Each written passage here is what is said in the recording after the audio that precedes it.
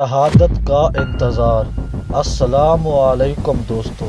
امیر المومنین حضرت علی نے احادیث نبوی اور علم ادنی کی بنیاد پر یہ پیشن گوئی کر دی تھی کہ آپ کی شہادت ماہ رمضان المبارک کے آخری عشرہ میں ہوگی۔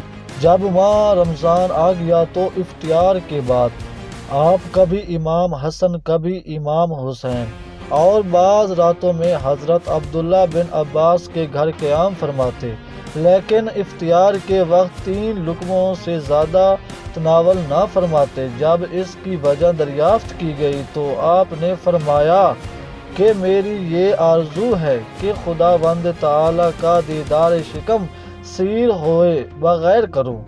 ماہ مبارک کی 19ویں شب میں امیر المومنین حضرت علی پر سخت ہیجانی کیفیت طاری تھی۔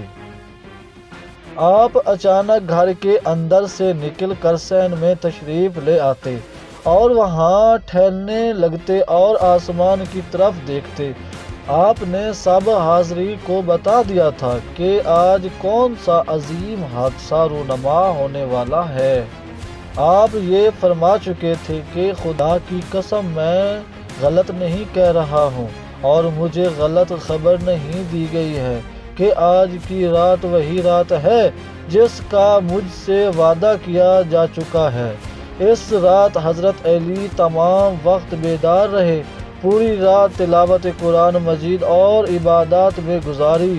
طلوع فجر سے جب آپ گھر سے مسجد تشریف لے جانے لگے تو راستے میں مرغیاں آ گئیں جنہیں راستے سے دور کر دیا گیا۔ اس پر حضرت علی نے فرمایا کہ انہیں کچھ مت کہو، یہ نوحہ و گریہ کر رہے ہیں۔ اللہم صلی علی محمد و آل محمد۔ ویڈیو پسند آئے تو ضرور لائک اور شیئر کیجیے۔ شکریہ۔